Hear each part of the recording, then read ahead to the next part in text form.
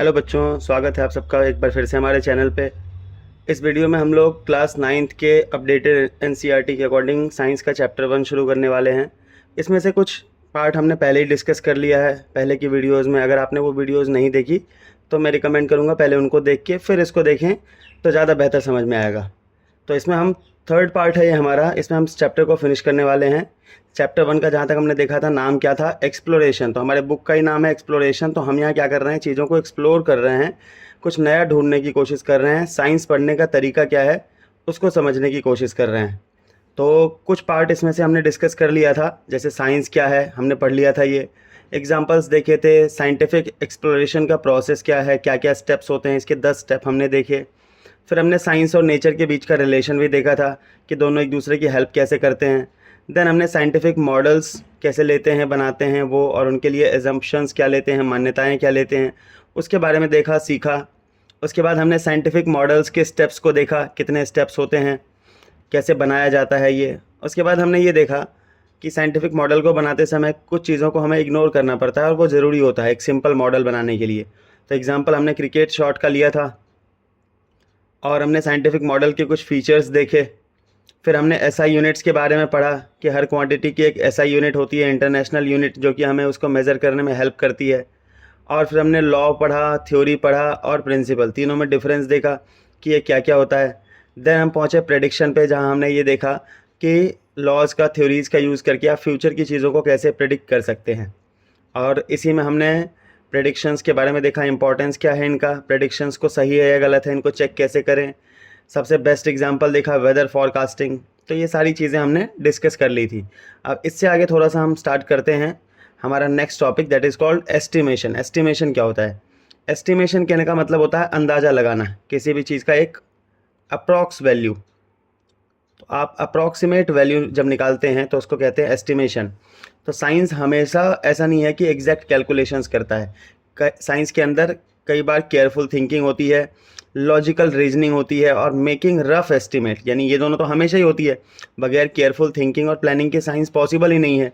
और रीजनिंग भी चाहिए, हर एक फैक्ट के लिए हम क्वेश्चन पूछते हैं, ऐसा क्यों हुआ, ऐसा कैसे हुआ। और कई बार हम रफ एस्टिमेट भी बनाते हैं चीज़ों को सिंपल तरीके से समझने के लिए। हर बार एग्जैक्ट कैलकुलेशन करने का समय भी नहीं होता और कई बार कैलकुलेशन ही बहुत मुश्किल होती है, तो इस वजह से हम रफ एस्टिमेट लगाते हैं। तो हमें एक मिलता जुलता आइडिया पता लग जाता है कि हमारी थ्योरी, हमारी लॉ, हमारा जो लॉ है वो हमें क्या बताना चाह रहा है। एस्टिमेशन से देखो क्या फ़ायदा होता है, एस्टिमेशन किस में हेल्प करता है, रियल लाइफ के सिचुएशंस को डील करने में, है ना। जैसे आप एवरेज लगाते हैं कुछ कहीं, लेटर सपोज़ कि आपने ये सोचा कि कल मैंने जैसे 2 घंटे पढ़ाई की थी तो मैंने इतने चैप्टर ख़त्म हुए, आज मैं 4 घंटे पढ़ाई करूँगा तो मेरे कितने चैप्टर ख़त्म होंगे। ज़रूरी नहीं है कि पहला चैप्टर 2 घंटे में ख़त्म हुआ तो दूसरा भी 2 घंटे में ख़त्म हो, लेकिन फिर भी एक एस्टिमेट लगाते हैं हम। तो रियल लाइफ सिचुएशंस में हम इसका यूज़ करते हैं।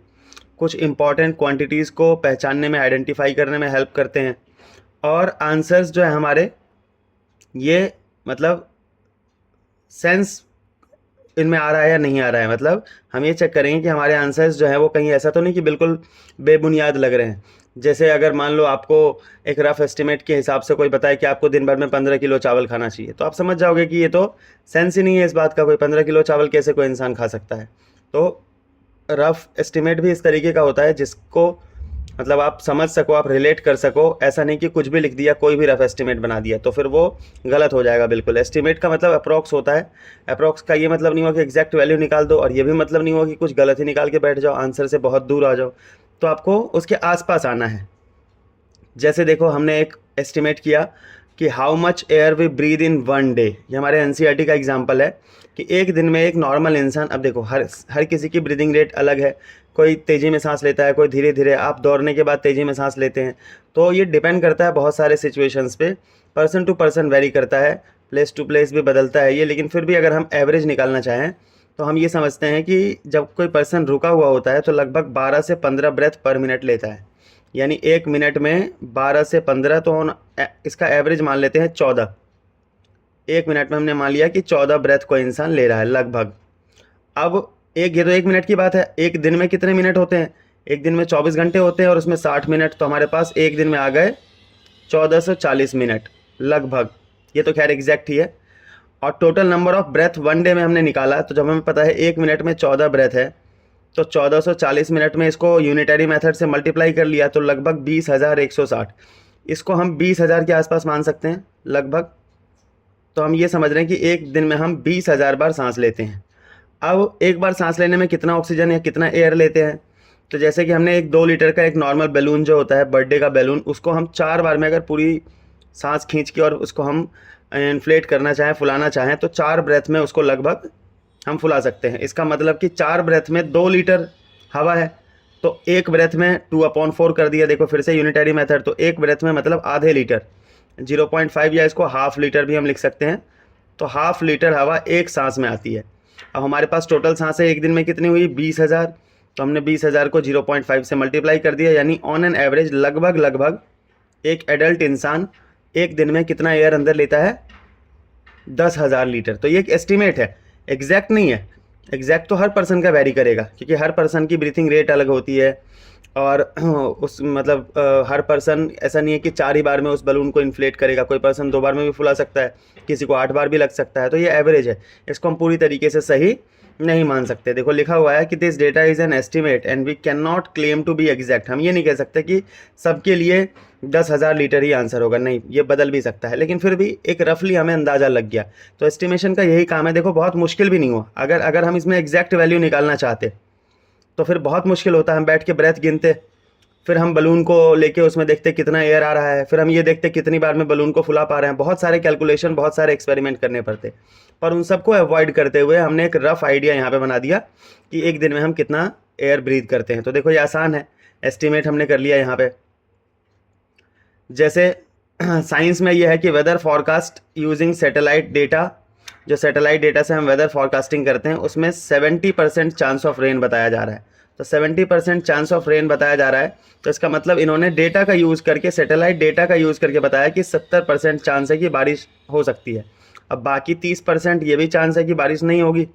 तो अगर नहीं भी होती है तो हम समझेंगे कि वो इस 30% में से चांस निकल गया कि भाई बारिश नहीं हो रही है। तो ये डेटा लिखा हुआ है, उनको पता है कि 70% चांसेस हैं। तो ये तो साइंस है। और वही अगर बात करें मिथ की, तो मिथ में क्या होगा, ये कहा जाता है कि अगर बिल्ली ने रास्ता काट दिया तो बैड लक हो जाता है। इसका कोई साइंटिफिक एविडेंस है, किसी बुक में लिखा है, इसके पीछे कोई फिजिक्स, कोई केमिस्ट्री है, कुछ भी नहीं है, बस लोगों की मान्यता है। और हमें ये भी नहीं पता कि एग्जैक्टली ट्रू है या नहीं है। हम तो इसको सही नहीं मान सकते, क्योंकि साइंस में तो हर चीज़ का प्रूफ चाहिए होता है, और इसका कोई प्रूफ नहीं है।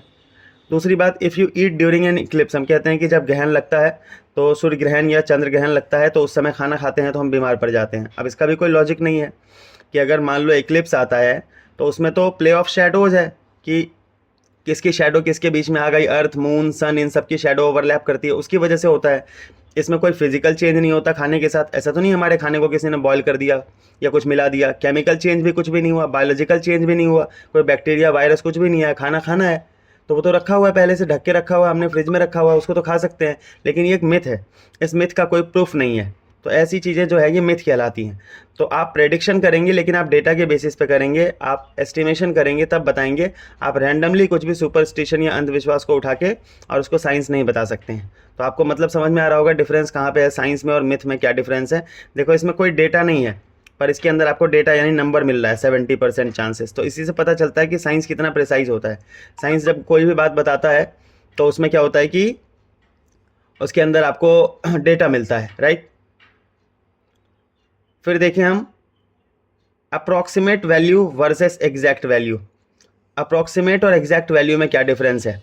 तो बहुत सारे ऐसे सिचुएशंस होते हैं लाइफ में जहाँ पे अप्रॉक्सीमेट वैल्यू काम करती है ना, लेकिन कई बार ऐसे इंस्टेंसेस है जहाँ एग्जैक्ट वैल्यू ही ज़रूरत पड़ती है। तो हम हर जगह एस्टिमेशन भी नहीं कर सकते।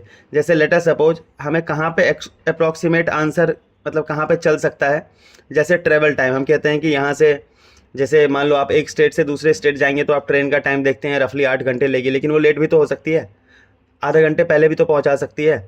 तो इसका मतलब कि यहाँ पे हम अप्रॉक्सीमेट ट्रेवल टाइम लेके चलते हैं। आपको ऑफिस से पूछा जाता है या किसी को पूछा जाता है, आपको पूछा जाता है स्कूल कितनी देर में आ सकते हो, आप कहोगे 20 मिनट, रास्ते में ट्रैफिक मिल गई तो आपको ज़्यादा टाइम लग जाएगा।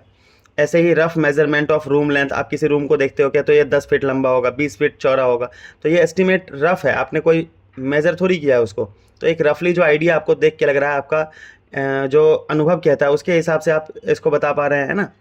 इसके अलावा एग्जैक्ट वैल्यू की ज़रूरत कहाँ पे पड़ती है, ये तो हमने ये सिचुएशंस देखे जिसमें अप्रॉक्सीमेट वैल्यू चाहिए, लगभग हमारा मिलता जुलता आंसर भी चल जाएगा। अब एग्जैक्ट वैल्यू मान लो दवाई की डोसेज है, आपको दवाई डॉक्टर ने बोला 10 मिलीग्राम लेना है, आपने अपने अंदाजे से ले लिया वो 18 मिलीग्राम हो गया, सीधे डबल ले लिया, आपके बॉडी में नुकसान कर जाएगा। तो आपको एग्जैक्ट 10 मिलीग्राम ही लेना पड़ेगा। अब एयरक्राफ्ट में हमने पढ़ा था कि फ्यूल कैलकुलेशंस में अगर ज़रा भी ऊपर नीचे हुआ तो रास्ते में फ्यूल ख़त्म हो जाएगी, तो उस केस में फिर प्रॉब्लम हो सकती है। तो इसलिए कुछ ऐसे सिचुएशंस हैं जहाँ पे बिल्कुल एग्जैक्ट वैल्यू हमें चाहिए, और बाकी ऐसे सिचुएशन हैं जहाँ पे रफ़ एस्टिमेट भी चलेगा। तो ये हमने रफ़ एस्टिमेट इसमें लगाया और यहाँ पे हमने एग्जैक्ट डेटा दिया है। तो आई होप कि आपको डिफरेंस क्लियर हो रहा हो। चीज़ों को समझ के फिर आगे बढ़ना, नोट्स बना के प्रॉपर रट के फ़ायदा नहीं है, क्योंकि आप कितनी चीज़ें रट सकते हो, रटने की कोई लिमिट नहीं है। और आपको पता भी नहीं कि नेक्स्ट ईयर नई एनसीईआरटी वाले क्या क्वेश्चन पूछेंगे, कंसेप्चुअल पूछेंगे कैसे। तो इसलिए चीज़ों को बेसिक से समझो और कोशिश करो कि खुद आंसर फॉर्म करो, है ना। अब देखते हैं main branches of science. Science जो है इसके कई सारे ब्रांच है, जब आप 10th के बाद पढ़ेंगे। 10th के बाद आपको पता है 3 स्ट्रीम होते हैं, है ना। हमारे पास एक आर्ट्स होता है जिसको ह्यूमैनिटीज़ कहा जाता है, एक कॉमर्स होता है, एक साइंस होता है। साइंस में भी आपके पास ऑप्शन होता है, मैथ्स ले सकते हो, बायोलॉजी ले सकते हो, या फिर दोनों ही ले सकते हो, मैथ्स और बायो। तो 10th के बाद हम साइंस को भी डिवाइड करके पढ़ेंगे, हालांकि अभी भी बुक डिवाइडेड है पर बुक अलग अलग नहीं है। तो साइंस में फिजिक्स है, फिजिक्स में क्या करते हैं हम, matter, energy, forces, motion, electricity, इन सब की नेचर, बेसिकली फिजिक्स में हम नेचर की स्टडी करते हैं। उसमें मैटर भी आ गया, एनर्जी, फोर्स, मोशन, है ना, कोई मशीन कैसे चलती है, एनर्जी कैसे ट्रांसफॉर्म होती है, पंखा कैसे चलता है, लाइट कैसे जलती है, ये सब चीज़ें। केमिस्ट्री में क्या करते हैं हम, सब्सटेंसेस की स्टडी करते हैं कि सब्सटेंसेस कैसे बनते हैं, उनके रिएक्शंस क्या होते हैं, कार्बन ऑक्सीजन से रिएक्ट करेगा तो क्या बनेगा, एटम क्या होता है, मटेरियल्स कैसे होते हैं, मॉलिक्यूल्स क्या होता है, ये सब केमिस्ट्री में पढ़ते हैं, मतलब मेनली मैटर के बारे में। और बायोलॉजी में हम क्या पढ़ते हैं, लिविंग ऑर्गेनिज्म, प्लांट्स हो गया, एनिमल्स हो गया, और उनके लाइफ प्रोसेस, न्यूट्रिशन कैसे होता है, वो सांस कैसे लेते हैं, रिप्रोडक्शन कैसे करते हैं, ये सब बायोलॉजी में पढ़ते हैं। फिर एक आ जाता है हमारे पास अर्थ साइंस, जियोग्राफी भी कह सकते हैं, जिसमें हम अर्थ के बारे में, अर्थ के क्लाइमेट, क्या मौसम, क्या जलवायु है, पत्थर कैसे हैं, कौन सा पत्थर है, एटमॉस्फेयर कैसा है, हवा कितनी है ना, ओशन क्या है, उसकी गहराई कितनी है, ये सारी चीज़ें पढ़ते हैं। तो आप आगे चल के पढ़ेंगे कि फिजिक्स जो साइंस है वो अपने ब्रांचेज में डिवाइडेड है और सबको आपको अलग अलग स्टडी करनी है। लेकिन अभी के लेवल पे तो हम एक साथ ही कर रहे हैं। और ये जो डिविजन्स हैं ये हमने बनाए हैं, फिजिक्स, केमिस्ट्री, बायोलॉजी, ये नेचुरली नहीं है, ये हमने बनाए हैं ताकि हम नॉलेज को ऑर्गेनाइज कर सकें कि एक तरह की चीज़ें हमने फिजिक्स में पढ़ ली, दूसरे तरह की चीज़ें केमिस्ट्री में, तीसरे तरह की बायोलॉजी में। तो इससे क्या होता है, क्लासिफिकेशन रहता है ना, चीज़ें मतलब अलग अलग रहती है, मिक्सअप नहीं होती। लेकिन जो रियल लाइफ के प्रॉब्लम्स होते हैं उसमें अलग अलग ब्रांचेज के आइडियाज़ हो सकते हैं। जैसे क्लाइमेट चेंज में आपको थोड़ा सा अर्थ साइंस भी पढ़ना पड़ेगा, थोड़ी सी फिजिक्स भी पढ़नी पड़ेगी, थोड़ी सी केमिस्ट्री भी पढ़नी पड़ेगी। तो रियल लाइफ में जो साइंस के ब्रांचेज होते हैं आपको मिक्सड अप होकर अपीयर होते हैं। यहाँ तक कि साइंस कभी कभी टेक्नोलॉजी से मिक्स होता है, कभी ह्यूमैनिटीज़ से मिक्स होता है, कभी आर्ट से मिक्स होता है। तो साइंस एक ऐसी चीज़ है जो कभी अपने प्योर फॉर्म में नहीं पाई जाती, या आप कह सकते हो कि ये मिक्स्ड फॉर्म में पाई जाती है, और इसको आप अप्लाई करोगे तो भी मिक्स करके ही करना पड़ेगा। कहीं भी कोई प्रिंसिपल प्योर नहीं होता, उसके अंदर अलग अलग ब्रांचेज, कुछ फिजिक्स का, कुछ केमिस्ट्री का यूज़ होता ही होता है। जैसे फॉर एग्जांपल आप मोबाइल फ़ोन देखो, तो मोबाइल फ़ोन के अंदर क्या होता है कि उसके अंदर थोड़ी सी फिजिक्स भी लग रही है कि इलेक्ट्रिसिटी कैसे आ रहा है, उसमें साउंड कैसे प्रोड्यूस हो रहा है, उसमें लाइट कैसे जल रही है, ये सब क्या है, फिजिक्स यूज़ हो रहा है ना। केमिस्ट्री में क्या है कि बैटरी किससे बना है, जैसे आप पढ़ते हो लिथियम आयन बैटरी होती है। तो ये बैटरी के केमिकल्स होते हैं, बैटरी के अंदर लिक्विड भी डाला जाता है जिसको हम इलेक्ट्रोलाइट बोलते हैं। तो जब हम केमिकल्स के बारे में स्टडी करने लग गए तो केमिस्ट्री आ गई। मैथमेटिक्स कैसे है, कैलकुलेशंस कैसे करता है फ़ोन, कोडिंग कैसे होती है, फ़ोन की कितनी लंबाई चौड़ाई रखनी है, स्पीकर का कहाँ लोकेशन रखना है, माइक्रोफोन कहाँ रखना है, क्या साइज़ होगा, कितनी उसकी थिकनेस होगी, ये सारी चीज़ें मैथमेटिक्स है। तो मोबाइल फ़ोन के अंदर आप देख सकते हो 3 ब्रांचेज़ का यूज़ हो रहा है, मैथ्स भी यूज़ हो रहा है। प्रेशर कुकर देखो, प्रेशर कुकर में फिजिक्स भी है कि कितना प्रेशर बना, अंदर हीट कितना देना पड़ रहा है, कितनी देर में खाना पक जाएगा। केमिस्ट्री में जो आप खाना पका रहे हो उसके अंदर जो रिएक्शंस हो रहे हैं, जब हम फूड को गर्म करते हैं तो वो रिएक्शंस होते हैं, आपस में रिएक्ट करते हैं, या यूँ कहो कि मेल्ट होता है, खाना पकता है, तो उसमें कुछ रिएक्शंस होते हैं, तो वो केमिस्ट्री हो गई। ऐसे ही अगर हम एक रियल लाइफ प्रॉब्लम लें, जैसे कि ट्रैफिक जैम हो गया कहीं पे, तो इसके अंदर क्या क्या है, फिजिक्स आपको बताएगा कि कैसे मोशन हो रहा है, किस तरफ से गाड़ियाँ आ रही है, गाड़ियों की स्पीड कितनी है। अर्थ साइंस वहाँ पे आपको बताएगा कि गाड़ियाँ हैं, हॉन्किंग हो रहा है, नॉइज़ पॉल्यूशन, एयर पॉल्यूशन, सब कुछ हो रहा है। मैथमेटिक्स आपको बताएगा कि ट्रैफिक का डेटा क्या है, टाइमिंग क्या है, कैसे ट्रैफिक को मैनेज किया जाए, है ना, कहाँ पे ओवर ब्रिज बनाया जाए ताकि ट्रैफिक उस तरीके से मतलब मतलब जाम ना लगे और क्लियर हो जाए ट्रैफिक। तो यहाँ पे आप देख सकते हैं कि रियल लाइफ के एग्जांपल्स में कोई एक ब्रांच नहीं बल्कि साइंस के कई ब्रांचेस का यूज़ हो रहा है, राइट। अब जैसे हम देखें, एक कॉमन सा एग्जांपल हमारे बुक में भी दे रखा है, फेस मास्क। कोविड के टाइम पे बहुत चला था ये फेस मास्क। तो जो फेस मास्क है इसके बारे में हम देखें कि यहाँ पे कई सारे साइंस के ब्रांचेज हैं जो आपस में इंटरसेक्ट करते हैं। कैसे? बायोलॉजी, केमिस्ट्री, फिजिक्स, मैथ्स, ये सब मिला के फेस मास्क बनता है। कैसे? आप ये मास्क का स्ट्रक्चर देखिए, ये नोज क्लिप है, यहाँ थोड़ा सा गैप रहेगा जिससे हवा जाएगी, इनर लेयर आपका अलग है, आउटर लेयर अलग है, फिल्टर करने वाला वो लेयर अलग है, फैब्रिक जो उसका कपड़ा है वो अलग है, ये कानों में पहनने के लिए अलग है। तो यहाँ पे फिजिक्स का क्या यूज़ है कि एयर फ्लो कैसे हो रहा है, कितने प्रेशर से हो रहा है, कहीं हमें सांस लेने में दिक्कत तो नहीं होगी, कौन से पार्टिकल्स जा रहे हैं, है ना, सांस लेने में दिक्कत तो नहीं हो रही, ये सब चीज़ें आपको फिजिक्स बताएगा कि होल कितना रखना है और किस तरीके से रखना है, कितने गैपिंग पे रखना है। इसके अलावा केमिस्ट्री आपको क्या बताएगी, कौन कौन से मटेरियल अंदर जा सकते हैं, कौन से नहीं, धूल, धुआं। इसके अलावा फ़िल्टर कैसे करना है, उसमें कौन कौन सी चीज़ों को आपको बाहर रोकना है, ब्रीथ कर पाएंगे या नहीं कर पाएंगे, जो फ़िल्टर का लेयर है क्या वो ऑक्सीजन को अंदर जाने देगा या नहीं जाने देगा, क्या कार्बन डाइऑक्साइड बाहर आ पाएगा या नहीं, ये सब केमिस्ट्री है। बायोलॉजी में जैसे आपके लंग्स का स्ट्रक्चर है, लंग्स का जिस हिसाब से कैपेसिटी है उसके हिसाब से ही मास्क में एयर जाना चाहिए। मतलब जिस रेट में आपका लंग्स जल्दी जल्दी भर जाए और रेस्पिरेशन करने लगे उसी हिसाब से आप एयर को अलाउ करोगे। इसके अलावा बायोलॉजी में हम ये देखेंगे कि भाई इस मास्क से कोई वायरस तो अंदर नहीं जा रहा। तो ये सारी चीज़ें हो गई बायोलॉजी में। और मैथ्स में देखेंगे तो मेज़रमेंट और साइज़ जो बनाएंगे मास्क का, है ना, उसका एरिया कैसे बनाएंगे और किस तरीके से उसको ऑप्टिमाइज़ करेंगे, ये जो फोल्डेड हैं क्यों फोल्डेड होंगे, किस तरीके से कितने एंगल पे फोल्डेड होंगे, ये लूप की लेंथ कितनी रखनी होगी, ये सब मैथमेटिक्स है। तो आप देख रहे हैं कि एक मास्क को बनाने में आपको फिजिक्स, केमिस्ट्री, बायोलॉजी, मैथ्स, इन सब का यूज़ करना पड़ रहा है, राइट। तो आप समझिए कि आप जो साइंस है उसके ब्रांचेज जो हैं वो कभी ऐसा नहीं होता कि अकेले अकेले अपीयर होते हैं, रियल लाइफ में सारे मिक्सड अप होकर अपीयर होते हैं। एक बहुत ही बेस्ट एग्जांपल है, आप इसको लिख सकते हैं कॉपी पे, कुछ कुछ चीज़ें इसमें से नोट डाउन करके, और आप एक रफ आइडिया ले सकते हैं कि भाई कैसे साइंस के ब्रांच इंटरकनेक्टेड होते हैं, राइट। अब हम थोड़ा सा देखिए, हमारा चैप्टर लगभग फिनिश होने वाला है, तो हम थोड़ा सा सम अप कर लेते हैं हमने क्या क्या पढ़ा। कि science is not just fact, science में सिर्फ फैक्ट नहीं है, इक्वेशंस नहीं है, एक्सपेरिमेंट्स नहीं है, साइंस एक ह्यूमन एक्टिविटी है और ह्यूमन हमेशा से इसको करते आए हैं और आगे भी करते रहेंगे। और ये ह्यूमन की क्यूरियोसिटी के ऊपर बेस्ड होता है कि हमारे अंदर जानने की इच्छा होती है कि कौन सा फेनोमेनन कब हो रहा है, कैसे हो रहा है। इसके अलावा इसमें ह्यूमन की क्रिएटिविटी होती है साइंस के अंदर। आज हमने इतने तरह के डिवाइसेस बना रखे हैं, तो ये सारे डिवाइसेस जो हैं ये हमारी क्रिएटिविटी तो है। हमने फ़ोन बनाया, लैपटॉप बनाया, आप ऑनलाइन क्लास ले रहे हैं, इंटरनेट बनाया, ये सारी चीज़ें। इसके अलावा कोलैबोरेशन होता है, अकेले कोई साइंटिस्ट कुछ भी नहीं कर सकता और ना ही अकेले किसी सब्जेक्ट से या ब्रांच से हो सकता है। फिजिक्स के साइंटिस्ट केमिस्ट्री वालों से मिलते हैं, केमिस्ट्री के साइंटिस्ट बायो वालों से मिलते हैं, सब मिला जुला के काम करते हैं, तब साइंस अपने डेवलप्ड फॉर्म में आती है। और साइंस के अंदर केयरफुल क्वेश्चनिंग होती है, उलूल जुलूल सवाल नहीं, एक सोचा समझा हुआ, एक एजुकेटेड पर्सन वाला क्वेश्चनिंग करना होता है। साइंस की शुरुआत ही क्वेश्चन से और क्यूरियोसिटी से होती है। तो साइंस के फीचर्स हो गए, पूरे चैप्टर में हमने घुमा फिरा के यही चीज़ें पढ़ा, है ना। और हमने देखा कि मिथ में और साइंस में क्या डिफरेंस है, मॉडल्स कैसे बनाए जाते हैं। अब बात करें साइंस के एक और फीचर की, तो साइंस समय के साथ डेवलप होता रहता है, साइंस कभी स्टैटिक नहीं रहता। हमने शुरुआत में पढ़ा था कि साइंस इज़ डायनामिक, ये कभी फाइनल नहीं होता, अपना रूप बदलता रहता है, राइट। बहुत सारे इंडिविजुअल होते हैं अलग अलग कल्चर के, अलग अलग जनरेशन्स के, और ये सब मिल के कंट्रीब्यूट करते हैं। अब जैसे कोई एक्सपेरिमेंट चल रहा हो एटम्स के ऊपर, मॉलिक्यूल्स के ऊपर, तो उसमें ज़रूरी थोड़ी है इंडिया के खाली साइंटिस्ट हों। अब जैसे हमने मंगलयानी भेजा था तो हमें रशिया ने हेल्प किया था उसमें, तो अलग अलग जगह के साइंटिस्ट जो हैं वो बैठते हैं, कोलैबोरेट करते हैं, अलग अलग जनरेशन, अलग अलग कल्चर के साइंटिस्ट, तब साइंस डेवलप होता है। साइंस ने बाउंड्रीज़ को नहीं समझता, साइंस धर्म को नहीं समझता, साइंस बस ये समझता है कि आप जो कंट्रीब्यूशन दे रहे हैं, पर्सन्स होने चाहिए, उनके पास नॉलेज होनी चाहिए, और साइंस अपने आप डेवलप होता रहता है समय के साथ, राइट। तो ये हमारा फर्स्ट वाला चैप्टर था सबसे, जिसको हमने यहाँ पे फिनिश कर लिया। और मैं कोशिश करूँगा कि आपके लिए कुछ एक्स्ट्रा क्वेश्चंस भी मैं पोस्ट कर दूं और उसकी एक वीडियो सॉल्यूशन की बना के डाल दूं, क्योंकि इसमें एनसीईआरटी में क्वेश्चंस नहीं दे रखे, और आई एम श्योर कि एनसीईआरटी में जो मतलब बैक एक्सरसाइज नहीं है, तो बीच में से ही कुछ क्वेश्चंस इस चैप्टर में से आपके एग्ज़ाम में आएंगे, तो इसलिए हम उन क्वेश्चंस को पहले ही डिस्कस कर लेंगे। और इसके बाद हम चैप्टर 2 स्टार्ट करेंगे नेक्स्ट वीडियो में।